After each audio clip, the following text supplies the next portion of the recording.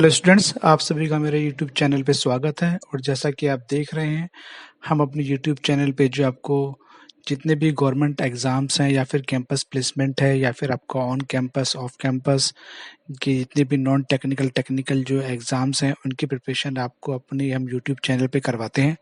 और जैसा कि आप देख रहे हैं, आज का जो लेक्चर है उसमें जो है मैं जो लेक्चर लेके आया हूँ या फिर जो सेशन लेके आया हूँ, इसमें जो बच्चे DRDO tier 2 ISRO SSC JE RRB DSSB railway DMRC NTPC या फिर जो अदर पीएसयूज जो कंपनीज हैं, वो अगर उनकी प्रिपरेशन कर रहे हैं तो वो बच्चे जो है मेरे यूट्यूब चैनल को जो है सब्सक्राइब करें, जिससे कि जितनी भी वीडियोस मैंने अपने यूट्यूब चैनल पे अभी तक बनाई है, at least I think 300 plus videos जो है मेरे यूट्यूब चैनल पे हैं, जिसमें कि डिप्लोमा के बहुत सारे टॉपिक्स, बीटेक के बहुत सारे टॉपिक्स जो है मैंने कवर किए हुए हैं। तो आप अगर मेरे यूट्यूब चैनल पे आएंगे तो वो कॉम्पिटेटिव एग्जाम से रिलेटेड मेरे यूट्यूब चैनल पे आपको जो है बहुत सारी वीडियोस मिल जाएंगी। Theory of machine fluid mechanics, applied mechanics से भी आपको बहुत सारे लेक्चर्स आपको मेरे यूट्यूब चैनल पे मिल जाएंगे। चलिए, तो वीडियो को ज़्यादा लंबा ना करते हुए मैं अपने मेन लेक्चर पे आता हूँ। तो आज का जो हमारा टॉपिक है, इसमें हम गवर्नमेंट एग्ज़ाम्स, जो भी आपको किसी भी गवर्नमेंट एग्ज़ाम्स की प्रिपरेशन कर रहे हैं ऑल ओवर इंडिया में, सभी के लिए जो है मतलब आज का जो लेक्चर है इसमें जो क्वेश्चंस हैं वो सभी के लिए, चाहे वो बच्चे डिप्लोमा से हो, चाहे वो बीटेक से हो, चाहे वो एएमआई से हो। तो जो बच्चे डिप्लोमा बीटेक एएमआई कर रहे हैं, मैकेनिकल में, प्रोडक्शन में, इंडस्ट्रियल इंजीनियरिंग में, मैकेनिकल मेंटेनेंस में, एयरोनॉटिक्स में आपका, या फिर प्रोडक्शन इंजीनियरिंग में, तो वो बच्चे जो मेरे यूट्यूब चैनल को सब्सक्राइब करें, मेरे जो वीडियो उनको लाइक करें और अपने फ्रेंड सर्कल में शेयर करें, क्योंकि मेरा यूट्यूब चैनल है इसमें mechanical, production, industrial engineering, automobile, aeronautics और आपका इंडस्ट्रियल इंजीनियरिंग, प्रोडक्शन इंजीनियरिंग के जो बच्चे हैं उन्हीं से रिलेटेड मेरा यूट्यूब चैनल है। कहने का मतलब है कि ओवरऑल मैकेनिकल चैनल है मेरा।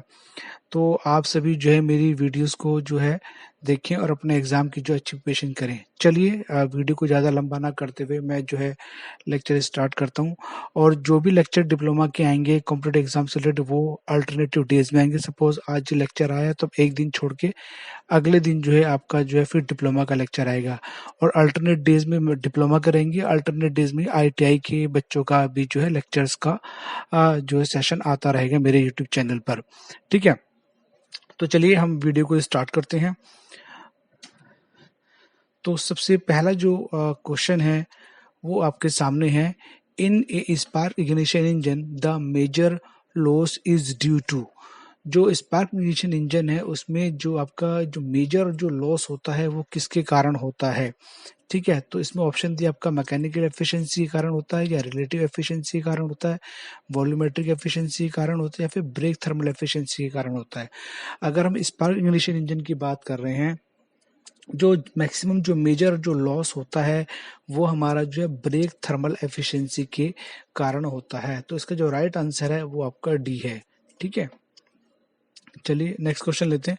मैं जो है हर एक क्वेश्चन को जो है आपको इंग्लिश में भी समझाऊंगा और उसको जो है हिंदी में भी आपके सामने एक्सप्लेन करूँ, जिससे कि जो हिंदी मीडियम के बच्चे हैं उनको भी जो है लेक्चर्स को सुनने में, अटेंड करने में कोई डिफिकल्टी ना हो।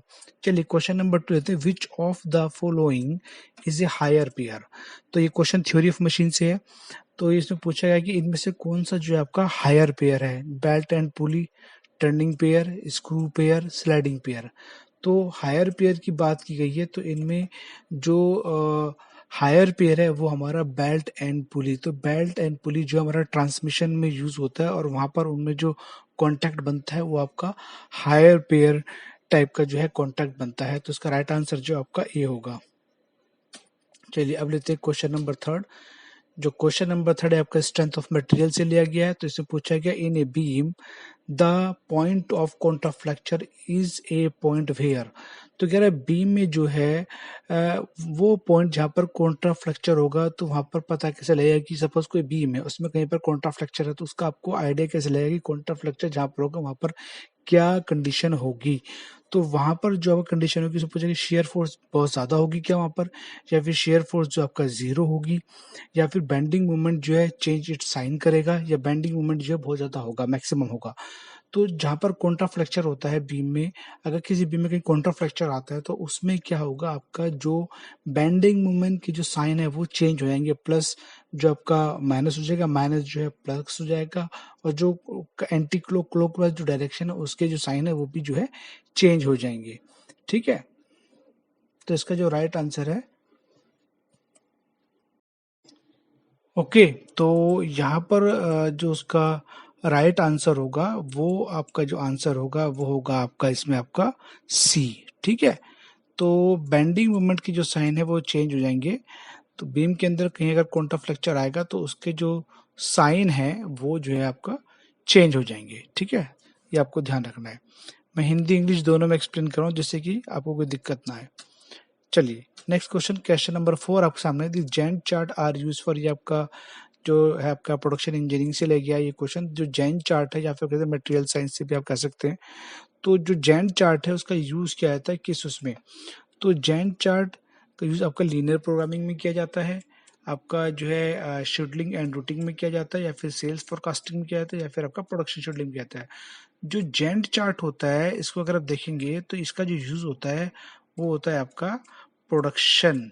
ठीक है, प्रोडक्शन शेड्यूलिंग में हम जैंट चार्ट का यूज करते हैं। अच्छे से आपको ध्यान रखना है कि जैंट चार्ट जो होता है हमारा वो हम प्रोडक्शन शेड्यूलिंग में यूज करते हैं। ठीक है, तो राइट आंसर जो उसका क्या होगा वो आपका डी होगा। क्लियर। चलिए क्वेश्चन नंबर 5, तो क्वेश्चन नंबर 5 जो है वो आपका जो है एक तरीके से कह लीजिए आपका ऑटोमोबाइल से लिया गया है। तो इसमें the eye bolt are use for, जो आई बोल्ट है उसका यूज हम कहाँ करते हैं, लॉकिंग डिवाइस में करते हैं, lifting and transporting heavy pieces के लिए करते हैं, या फिर absorption of shock and vibration, जो हमारा शॉकर होते हैं उनमें जैसे किसी उसको शॉक का वाइब्रेशन एब्जॉर्ब करना वहां पर करते हैं, या फिर ट्रांसमिशन ऑफ पावर, या फिर पावर ट्रांसमिशन के लिए हम यूज करते हैं आई बोल्ट का। अगर सही मायने में देखा जाए जो आई बोल्ट का जो हम यूज करते हैं वो हम यूज करते हैं आपका lifting and transporting heavy piece. ठीक है ना, जो आई बोल्ट होता है हमारा उसका जो हम यूज करते हैं वो हम यूज करते हैं लिफ्टिंग एंड ट्रांसपोर्टिंग हैवी आपका जो पीसीस हैं उसमें हम यूज करते हैं। उसका जो राइट आंसर है वो होगा आपका बी। ठीक है, चलिए नेक्स्ट क्वेश्चन नंबर 6, ये हमारा जो है आपका मैन्युफैक्चरिंग साइंस कह लीजिए या फिर आप जो है इसको वर्कशॉप टेक्नोलॉजी कह लीजिए, उसमें से क्वेश्चन लिया गया है। In a milling machine the cutting tool is mounted on, milling machine पर जो कटिंग टूल लगा होता है वो किसके ऊपर बंधा हुआ होता है, किस पर माउंटेड होता है, स्पिंडल पर, कॉलम पर, आर्बर पर, या फिर आपका टूल होल्डर पर। तो इसका जो राइट आंसर है वो आपका सी, मिलिंग मशीन में जो हमारा कटिंग टूल होता है वो हमारा जो है आपका आर्बर के ऊपर बंधा हुआ होता है। तो राइट आंसर इज सी है इसका। ठीक है, इसके बाद क्वेश्चन नंबर 7,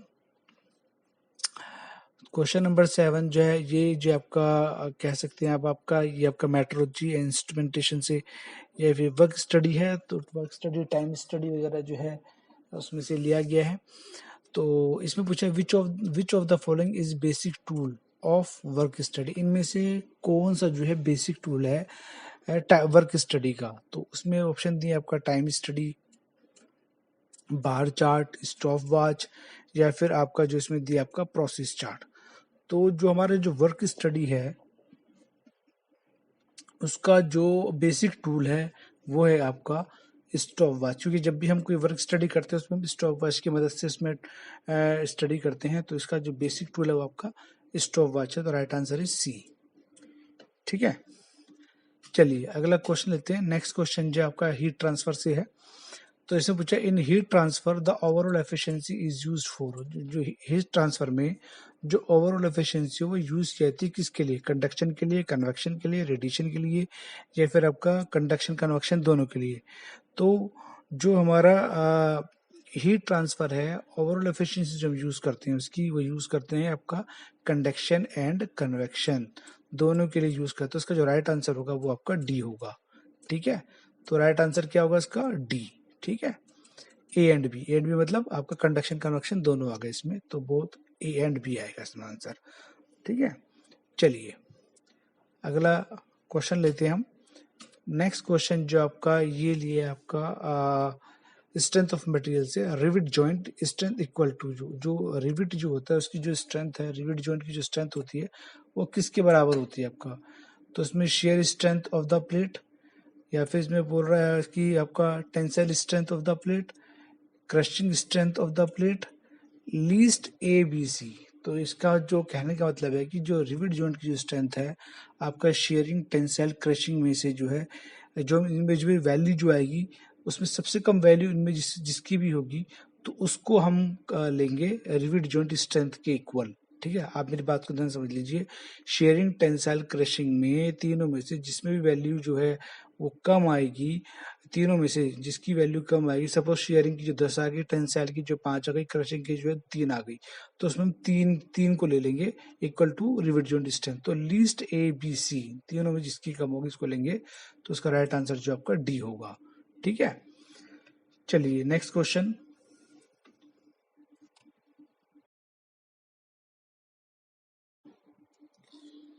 ओके स्टूडेंट्स, तो अब लेते हैं अगला क्वेश्चन, क्वेश्चन नंबर 10। तो क्वेश्चन नंबर 10 जो आपका थर्मल से लिया गया है, उसमें पूछा गया है रिपीटर रिसीवर, जो रिपीटर है वो रिसीव करता है हीट फ्रॉम, जो रिपीटर है एक डिवाइस है वो हीट रिसीव करता है, लेकिन हीट जो रिसीव करता है वो कहाँ किससे करता है, इसमें से सुपर हीटर से करता है, इकोनोमाइजर से करता है, या फिर आपका जो है एयर प्री हीटर से करता है, ठीक है ना, या फिर आपका हाई प्रेशर टरबाइन आउटलेट से करता है। तो जो रिपीटर जो है डिवाइस है वो हीट जो रिसीव करता है वो करता है आपका इकोनोमाइजर से। ठीक है, तो राइट आंसर इज बी। ठीक है, कहाँ से रिसीव करता है, इकोनोमाइजर से रिसीव करता है, तो उसका राइट आंसर है वो आपका बी होगा। ठीक है, चलिए क्वेश्चन नंबर 11 ले लेते हैं। क्वेश्चन नंबर 11 में पूछा है इसने, dash is placed after the economiser.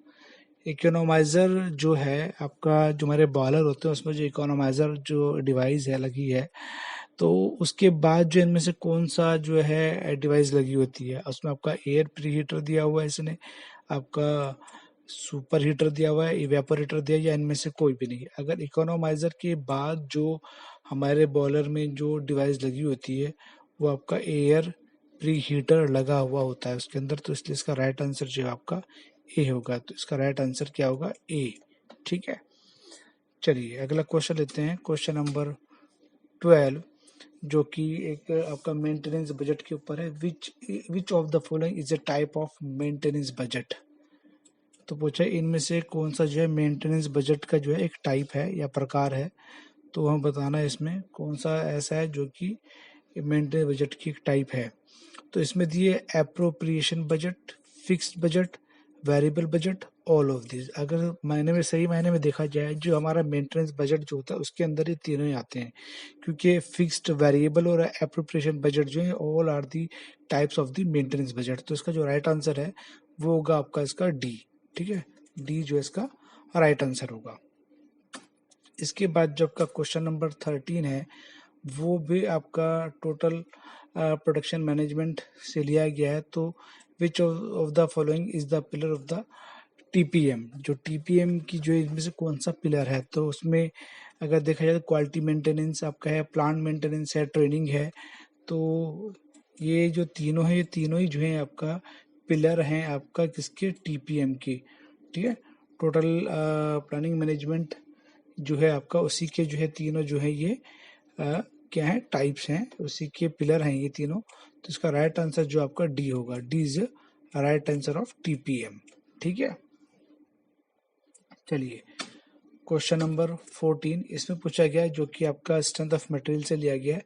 If A bending moment on A section is maximum, यदि कि सेक्शन पे जो बेंडिंग मोमेंट जो आपका मैक्सिमम होगा, then the shear force will be. तो शेयर फोर्स क्या होगी, बहुत अच्छा क्वेश्चन है कि यदि किसी सेक्शन पे बेंडिंग मोमेंट बहुत ज़्यादा है तो शेयर फोर्स क्या होगी वहाँ पर। तो शेयर फोर्स जो आपका उसमें मैक्सिमम होगी, आपका मिनिमम होगी, ज़ीरो होगी, या चेंजिंग इन साइन होगी। इसका जो आंसर है ना वो ध्यान रखना, अगर बेंडिंग मोमेंट किसी सेक्शन पे बहुत ज़्यादा होगी तो उसके इसमें शेयर फोर्स जो आपका तो ज़ीरो होगी, और दूसरी बात जो है आपका साइन जो है वो चेंज हो जाएंगे। तो राइट आंसर इसका सी एंड डी दोनों ही इसके आंसर हैं, सी एंड डी। ठीक है, तो सी और डी दोनों ही इसी के आंसर हैं। ठीक है, चलिए नेक्स्ट क्वेश्चन नंबर 15 आपके सामने है। विच of the following factor decide the section of grinding wheel, जो कि आपका मैन्युफैक्चरिंग साइंस या वर्कशॉप टेक्नोलॉजी पूछा गया है। तो इसमें कौन सा ऐसा फैक्टर है जो कि ग्राइंडिंग व्हील सिलेक्शन में जो है हेल्प करता है। उसमें आपका दिया इसने ग्रेड दिया है, एब्रेसिव दिया है, ग्रेन साइज, स्ट्रक्चर। तो इसका जो राइट आंसर है वो है इसमें आपका grain size. Right answer is C. ठीक है, तो ग्रेन साइज जो है इसका राइट आंसर होगा। ठीक है,